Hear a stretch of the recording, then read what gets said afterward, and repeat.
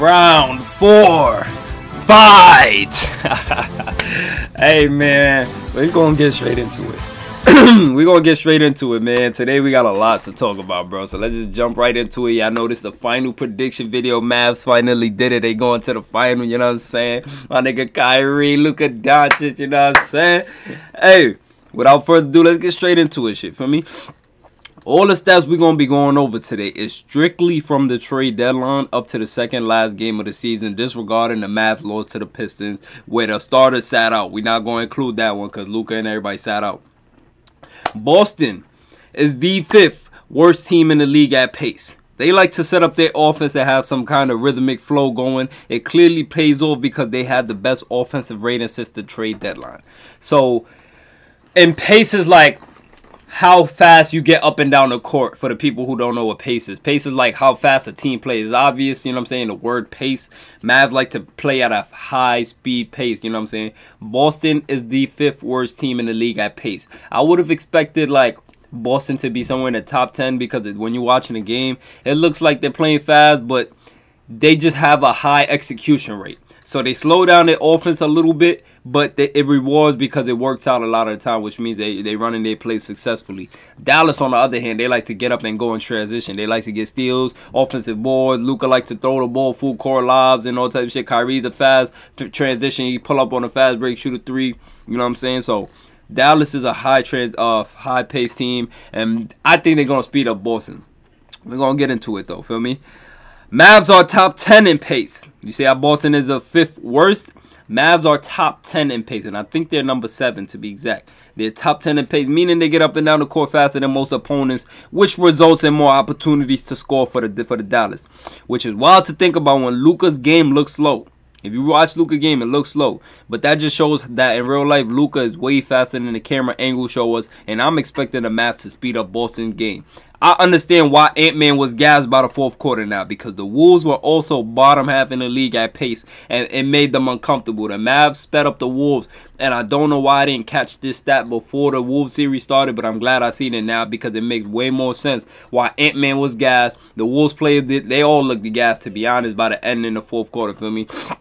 Let's keep going, though. To put the pace conversation in perspective, the Mavs only played the Celtics once with the new additions Gaff and PJ. Mavs lost by 28 that game, right? It sounds crazy, but listen, when you break it down and read it, they tied Boston that same game with field goals attempted at 94 shots. They lost, listen to what I just said. They lost by 28 points. And they still somehow managed to attempt as much shots as their opponents. When you lose by 28 points, 9 times out of 10, your opponents outshot you a lot. You know what I'm saying? But they have managed to put up as much shots as Boston. So clearly that pace is going to lack. So if they could keep that up there, tied up with being down 28, imagine what they could do if they outshoot Boston, which they most likely going to do this whole series. Because they got chemistry now, which we're going to get into too, feel me? But like I said, yeah. We already put the pace in perspective. They lost by 28 points and somehow managed to put the same amount of shots at their opponents. And they had less turnovers. Less turnovers. Don't mind my little sister, by the way. Boston hit 21 threes. And the Mavs only hit 9. 12 more threes than the Mavs. You get what I'm saying? Which will equal, I think, 36 points if my math is correct. And they only lost by 28. Keep in mind, Gafford only played 6 minutes that game, which I guess he wasn't in the rotation, how he is now. And that was, you know what I'm saying, when the chemistry had to be built. This Mavs team is going to be a surprise to Boston because even though it's the same players, they are all connected now. Remember when we spoke about Boston having the best offensive rating? Well, Dallas is the best. Dallas is the 4th best offensive rating wise. So clearly not much separation going on there, especially compared to how much separation Dallas has with pace. Me personally, I think Luka and Kyrie, I think Kyrie and Luka cooks Drew Holiday and Derek White, and what you would call it, I think Derek Jones Jr., Flight 55 bothers Tatum, and Jaylen Brown pops off as usual. Me personally, I think Kyrie just got to make Derek White run like he made Anthony run and score off the dribble, not the post, feel me? Get him a little tired, make him gassed out. Kyrie's lungs go, you know what I'm saying? He run from here to Hong Kong. That nigga could run across the world if he could, you know what I'm saying? But, yeah, listen. I had a supporter ask me a question. Let's pull it up real quick. All right, here we go. Okay. Venom, I want your opinion on the media saying Luka and Kyrie won't work. Please answer it on your finals prediction video. So listen, the Luka and Kyrie critics for him being traded here. To be honest, I don't think they should have said anything pertaining to Luka and Kyrie. That's just dumb. However, I criticized the Mavs myself, which I've said on this channel countless times last year, not because of Luka and Kyrie though, but because they let go of Dorian Finney-Smith and Spencer Dinwiddie after letting go of Brunson in the offseason before that.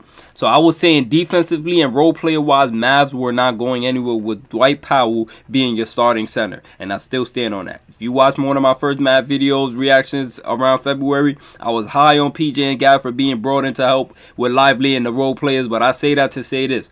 Them peoples in the media that hate Luka, because he's not from here and is dominating the league, that's why they hating on him, because he's not from here and dominating the league. And they hate Kyrie because he stands for something. So put them two together and you get a pot of hate. Similar to how Booker and KD are hated by themselves. So joining forces made them even more hated. I know people saying those things about Luka, does not watch any of his games, and it's clear as day. Luka is gonna force this world to see his talent this finals. I ain't gonna lie, he's gonna force him. We might see explosive Luka every game.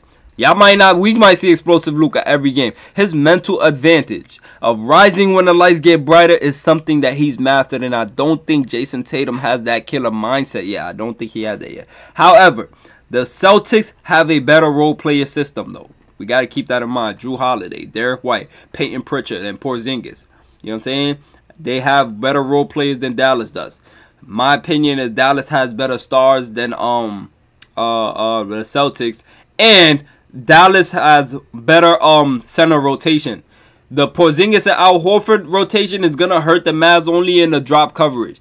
Then it's gonna hurt them only in the drop coverage because they're gonna pick and pop, and that's one of the hardest things to guard when you play drop coverage. And Mavs like to play drop coverage a lot. So pick and popping is gonna hurt them, but I think the Mavs is gonna let the Celtics centers Horford and Porzingis pop for a little bit. Jason Kidd gonna let them fill it out a little bit, see if they got it, and if it's not, you know what I'm saying, effective, they're gonna stick with it. But if it's, listen, you can live it and die by it, you know what I'm saying, especially if they pop in by the 3-point line. You know what I'm saying, that's gonna be hard to make up for going into the game. Last thing, man, it's time to get into the predictions, man. Let's go. Okay. Who do we have? So, game one, I don't know if y'all remember last series, everybody doubted me when I said game one, Dallas is going to win. Everybody was doubting me. They said Venom, Mavs always drop game ones, and I was telling y'all, listen, Luka's rested after the OKC series. He's going to shut down the Wolves game one. I didn't know he was going to shut them down game two too, but listen. I got the same thing happening here. I'm telling y'all, when the lights get brighter, I've been watching Luka consistently for only a few months, like consistently watching every game. And when I tell y'all, the brighter the lights get, the more Luka rises to the occasion, which we're going to get into too. Listen, I got the Mavs winning game one again because Luka coming off that hot elimination game. And now in one of the most hostile home crowds, I learned Luka loves to put the dagger in teams in their building. I think he continues his hot streak, and he goes for 40 and set the tone. And if that happens, I got the Mavs in 6. No matter if they win games 1 or 2, I got the Mavs in 6. They not dropping both road games, though. I'm telling you right now, they not dropping games 1 and 2. Listen, I got them winning game 1, but if they don't, you remember in the Wolves series, I said if they lose game 1, then they're losing the series. I think that Mavs lose game 1 here, but still manage to win game 2, they still win their series. I think if Mavs, listen though, just hear me out for me. Like I said, they win, you know what I'm saying? Like, it's so confusing. Like, but listen though, man. Like I said, he gonna set the tone, and if that happens, I got Mavs at 6. No matter if they win game 1 or 2, I got the Mavs at 6. But they not dropping the both road games. If they do drop both road games, I got the Mavs in 7. In no way, shape, or form do I have Boston being champions. I've been about 98% right since the semifinals predictions video. I was called crazy at first, but I ended up being right. So I'm gonna say it here: Mavs in 6. You know what I'm saying? Me personally, I got the Mavs in 6. That's just me. You know what I'm saying? You can't bet against the goddamn, and you can't count out Supreme Kai. You cannot count them out, man. Listen, especially if they win game 1 or 2, I got them winning, man. Y'all comment who y'all got and in how many games, man. I fuck with y'all. I'ma see y'all in the next video. I love y'all. Let me know who y'all got, if y'all agree with me or not. I'm gonna see y'all when I see y'all. Get this video too.